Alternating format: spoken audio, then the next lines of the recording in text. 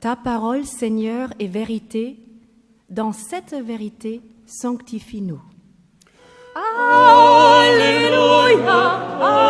Alléluia, Alléluia,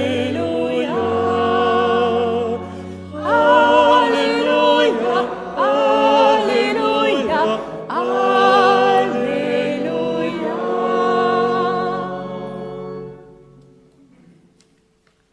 Le Seigneur soit avec vous. Évangile de Jésus-Christ selon saint Marc.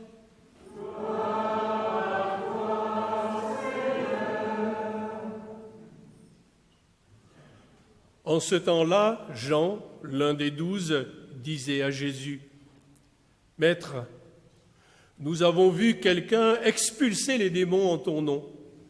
Nous l'en avons empêché, car il n'est pas de ceux qui nous suivent. » Jésus répondit, « Ne l'en empêchez pas, car celui qui fait un miracle en mon nom ne peut pas aussitôt après mal parler de moi.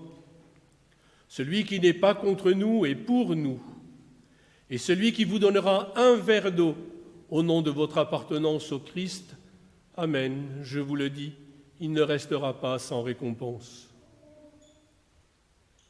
Celui qui est un scandale, une occasion de chute, pour un seul de ces petits qui croient en moi, mieux vaudrait pour lui qu'on lui attache au cou une de ces meules que tournent les ânes et qu'on le jette à la mer. Et si ta main est pour toi une occasion de chute, coupe-la. Mieux vaut pour toi entrer manchot dans la vie éternelle que de s'en aller dans la géhenne avec les deux mains, là où le feu ne s'éteint pas. Si ton pied est pour toi une occasion de chute, coupe-le. Mieux vaut pour toi entrer estropié dans la vie éternelle que de s'en aller dans la géhenne avec tes deux pieds. Si ton œil est pour toi une occasion de chute, arrache-le. Mieux vaut pour toi entrer borgne dans le royaume de Dieu que de s'en aller dans la géhenne avec tes deux yeux, là où le ver ne meurt pas et où le feu ne s'éteint pas. Acclamons la parole de Dieu. Louange à toi, Seigneur Jésus.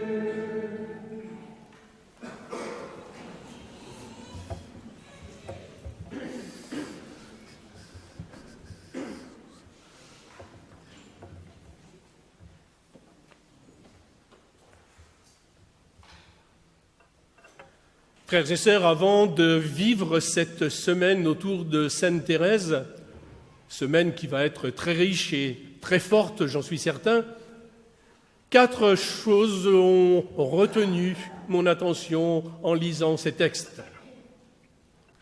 La première, c'est que il ne faut pas prendre à la lettre une phrase seule qu'on lirait dans la Bible.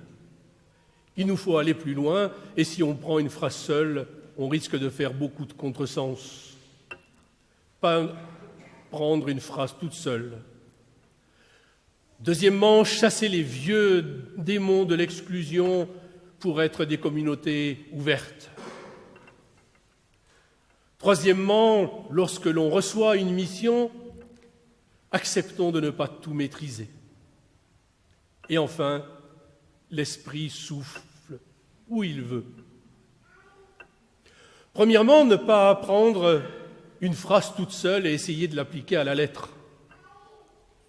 Revenons au livre des Nombres. Le Seigneur dit « Je vais prendre une part de l'Esprit qui repose sur toi, Moïse, et je vais le mettre sur les 70 anciens. » Un peu étonnant. Ça voudrait dire que le Seigneur risque de prendre une part de l'Esprit qu'il a mis sur Jean Berlin quand il a été ordonné, qu'il a mis sur moi quand j'ai été ordonné, et puis, à force de nous prendre des petites parts, on n'aura peut-être plus d'esprit. Il doit quand même y avoir quelque chose, ça ne doit pas être tout à fait ça. Le peuple que conduit Moïse est vraiment découragé et récalcitrant. Ils ne meurent pas de faim dans le désert, ils ont la manne qui vient chaque jour, mais enfin ils commencent à s'enlacer, ils voudraient de la viande. Moïse est peut-être le seul qui croit que la terre promise est possible. Il en a assez, il désire même mourir, c'est trop pour lui. Le Seigneur lui dit, écoute, si tu n'y arrives pas tout seul, tu n'as qu'à te faire aider. Prends 70 anciens. Voilà que ces 70 anciens sont choisis et ils reçoivent une part de l'esprit de Moïse.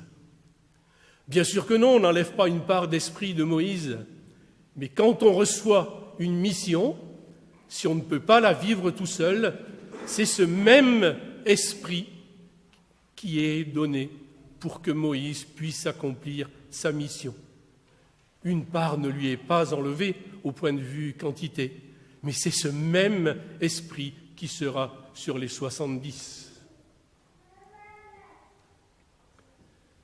Dans l'Évangile, il y a beaucoup de phrases violentes. Si ta main est une occasion de chute, coupe-la. Si ton pied te fait chuter, coupe-le, etc.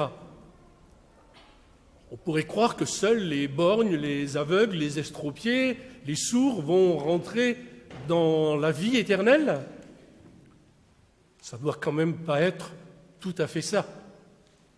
C'est, je pense, pour nous dire que les membres de nos communautés, qui ne sont pas artisans de paix, qui risquent de faire mal, de faire tomber les autres, d'annoncer une contre-espérance, ceux-là, nous devons les confier au souffle de l'Esprit pour que l'Esprit souffle sur eux.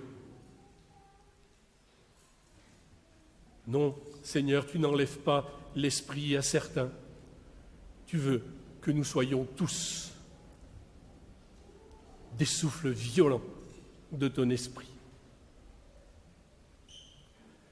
Deuxièmement, chasser les démons de l'exclusion et avoir des communautés ouvertes et accueillantes.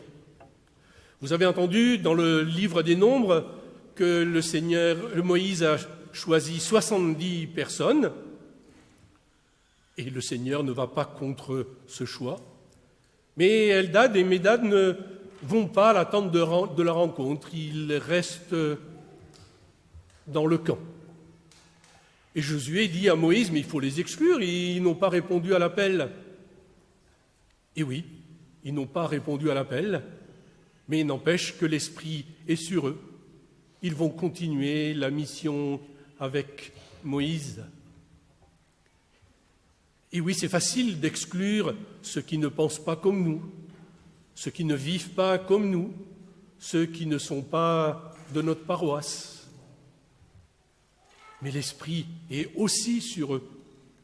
Regardons les beaux arbres et les beaux fruits qu'il y a dans notre communauté, mais regardons aussi les beaux arbres et les beaux fruits qui sont dans le monde, à l'extérieur de notre communauté.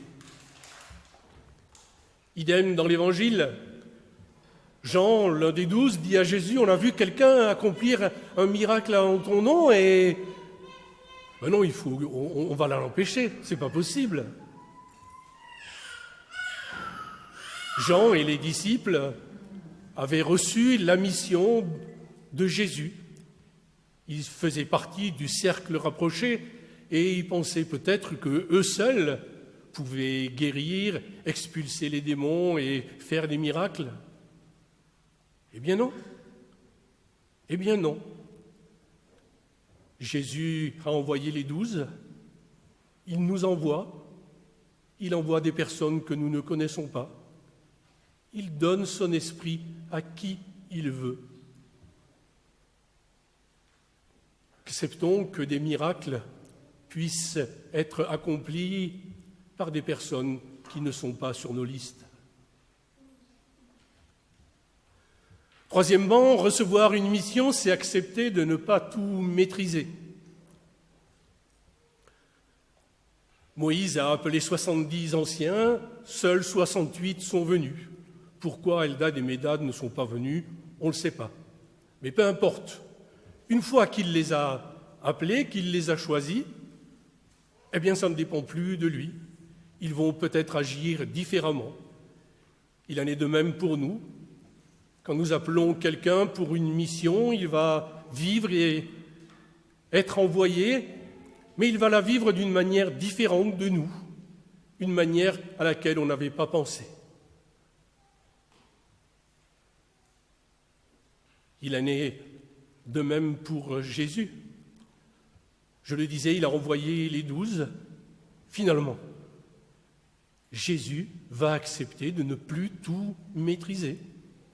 Il y a les 12 qui vont accomplir des miracles, mais à l'extérieur aussi, il va se vivre des miracles.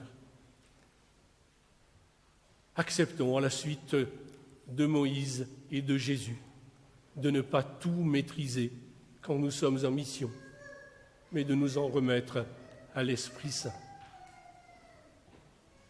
Enfin, l'Esprit souffle où il veut. Belle réponse de Moïse, une fois qu'on lui a dit « ça serait bien d'exclure ceux qui ne sont pas venus ». Et Moïse qui dit « ah, si tout le monde pouvait être des prophètes, si l'Esprit pouvait être sur tout le peuple ». Et c'est bien ce qui nous est demandé, ce dont nous sommes envoyés le jour de notre baptême. Nous avons à être des prophètes. Oui, Seigneur, envoie ton Esprit sur tout le peuple pour que nous soyons des prophètes. L'Esprit souffle où il veut. N'éteignons pas l'Esprit.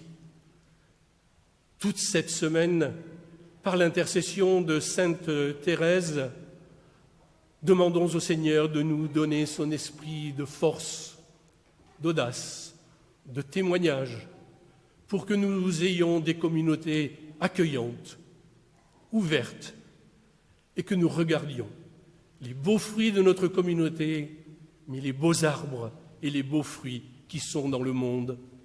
Amen.